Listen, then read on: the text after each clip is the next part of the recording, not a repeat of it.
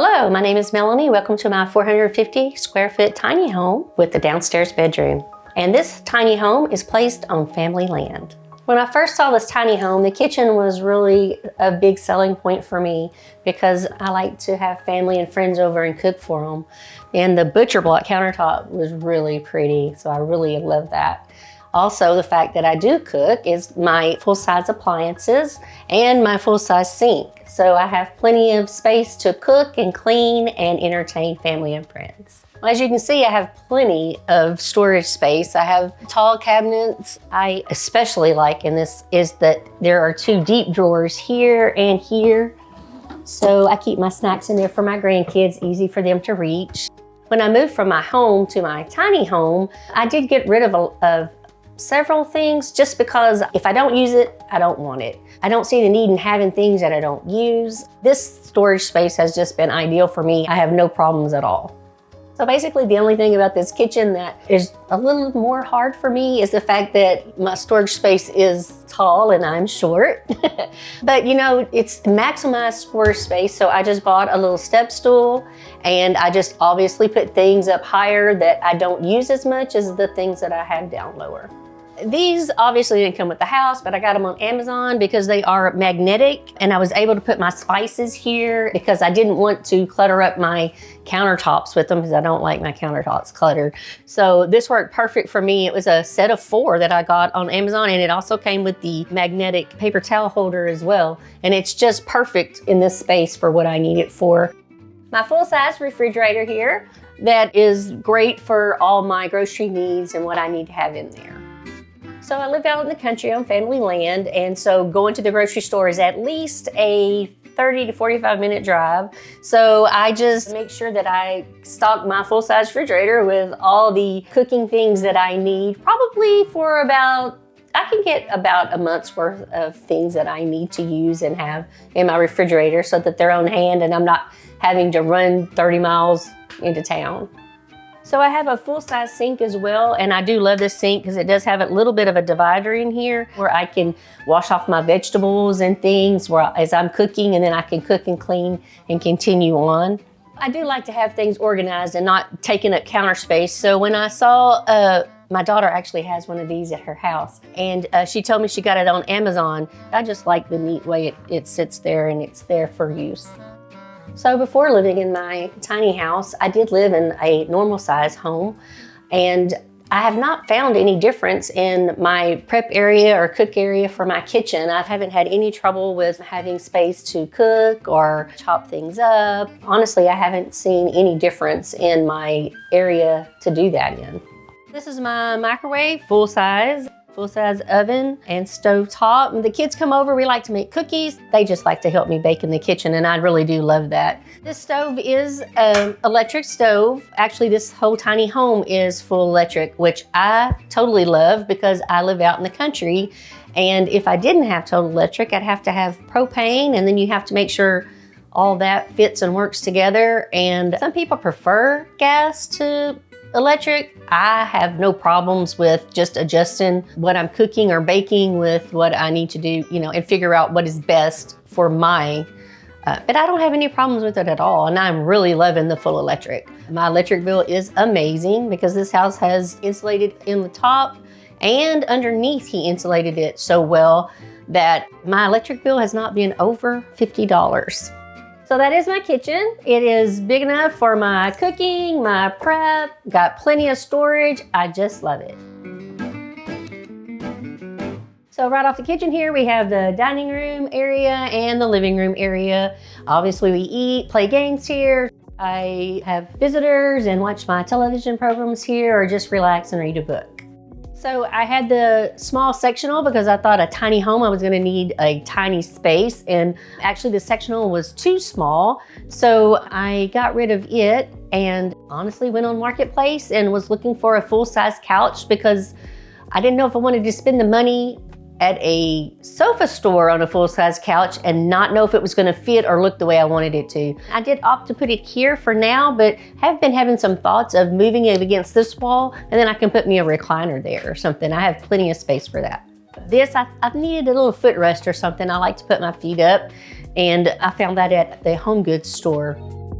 This is the real life tiny home situation. There is nothing here. Obviously, I need something here, but I like to pick out what fits here, what I want there perfectly. I don't need some big giant TV stand. I kind of want a little small couch table or something here, but I want it to go with the aesthetic of the whole house so that everything pulls together. So I just like to wait until I find the right piece, and when I see it, I'll know it and I'm gonna get it and put it here. But for now, it's just kind of a blank open space.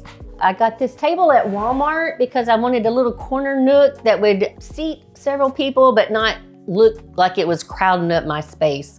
So also bought little baskets that I've put under here, which is where we keep our games that we play.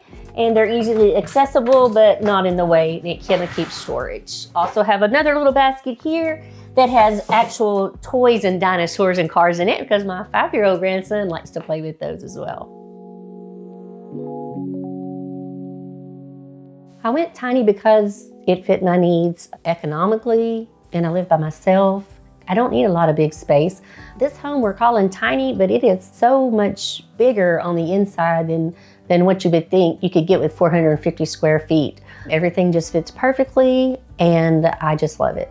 So I was looking for something that I would be in forever because I am getting older in years, and I wanted something nice and comfortable that would not depreciate. And actually, I was just on Facebook one day on Marketplace, and Keith Miller had put this specific home on there, and I was looking at it, and it was so nice and so well built with the shiplap. All the little things that he did to it made it such a home and not just something that was thrown together like prefab and that sort of thing. A friend of mine went with me to look, and I just fell in love with it. It was just perfect and exactly what I'd been looking for. So I asked him about pricing, and it was $60,000. That's all appliances included and delivery.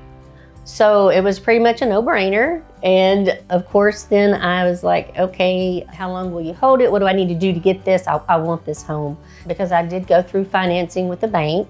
He told me of the local bank he used. And so since he did business with them, I thought they would probably be more likely to do tiny home mortgages. And I met with the banker there, showed him all pictures and specs of the house because Keith had that on his website. And then really all they needed was my financial information and things that I had to gather and get with him. And then it was a done deal. And you know, the process of getting the mortgage was, I mean, it's a process in itself, but it didn't take long. And we had this set up out here and I was in it. The land is mine, that the family land that it sits on portion that I have is mine. And it was harder to find insurance. I didn't realize it was going to be that big of a deal, but I actually have a lady who does my car insurance. So I just call up my agent and I was like, hey, I've got this tiny home I'm doing. Can you help me out? And honestly, she was a godsend as well because she knew the insurance business inside and out, which I don't. And she knew who would do what and when. And it took her, I think it was at least 6 different insurance agencies before we found one that would insure my tiny home, simply because it's a tiny home. So I'm in the house now, almost a year. My mortgage payment is like $589 a month. My insurance on the house is $85 a month. My utility bills are way awesome. I have not paid over $31 a month on my water bill, and my electric bill has not been over $50 a month. Obviously, that frees up money for my favorite pastime, which is my grandkids. So I'm always traveling to go to a ball game or a cheerleading and just spending time with them and doing things with that money that I'm not having to sit home in a home that I own and just look around at the walls. I'm actually able to live and to have a good quality of life. When I first saw the bathroom, I was very impressed with the amount of things in the space, and it's not as crowded as you would think it would have to be in a tiny home. I have a full vanity here. So the favorite part about this is the drawer that I have here that has the compartments. So it's a usable space, usable storage. It's a full-size vanity, so I have plenty of storage under the bottom. I have 3 drawers here that are decent size. They're not teeny drawers. I can actually fit things in there. I love the mirror. It goes so well with all the things that were in the house, especially the lighting fixtures. Then I have my storage for my towels and my washcloths and things here. The butcher block wood throughout the house, so it just makes everything goes together so well. And my toilet I have here with plenty of room. I got a teeny trash can there, but it's just for me here, so that's all I needed. And I just don't like to overcrowd the space, and I have so much space. I'm just very pleased with it. Just on the other side is my full-size shower with my rainwater shower head. It is perfect size. There is no small tightness or anything, even with me being short. My son, who has stayed with me a few nights, is like 6 feet tall. It's perfect. It's a great shower. I used to want the washer and dryer if I built a house in my closet, because I thought that's perfect. You wash and dry your clothes, you just hang them up right there. But I have found that this has been really one of the best features I didn't think was a big deal, that has been so nice, because I come in here to take a shower, so I'm just throwing clothes in here when I'm through showering. At the end of the week, I can throw a Tide Pod in there, and my laundry's done. It's perfect. No hamper needed. That's the best.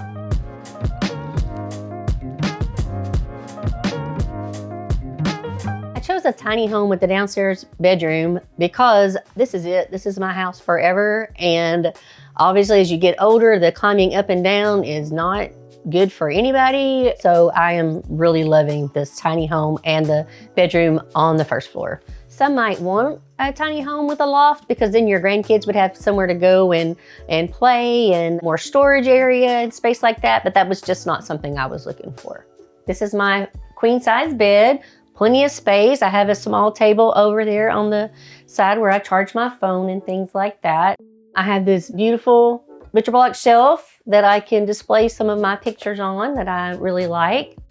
One of the perks of the 14-foot wide tiny home is that I have my closet here that has great storage space. It extends the full length of the wall through here. I have shelving at the top, and I have things right at the bottom. Plenty of storage space and closet space. So also I'm able to have a full-size dresser, chest of drawers here for some additional clothing and storage space on, winter, summer clothes. I kind of switch them out that way. I have my TV positioned on top. Not really sure I need 2 TVs in a tiny home, but when you have grandkids who like to watch different programs, it comes in very handy.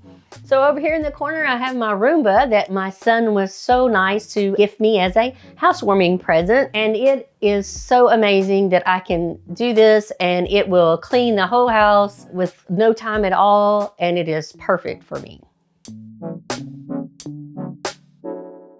After a year of living here now, I've found that being a minimalist is really what is best and what is good for me. It's not how much you have, it's what you have, and just enjoying your life and not worrying about all the materialistic things. So I've just learned that my quality of life and time is just better served with minimal things.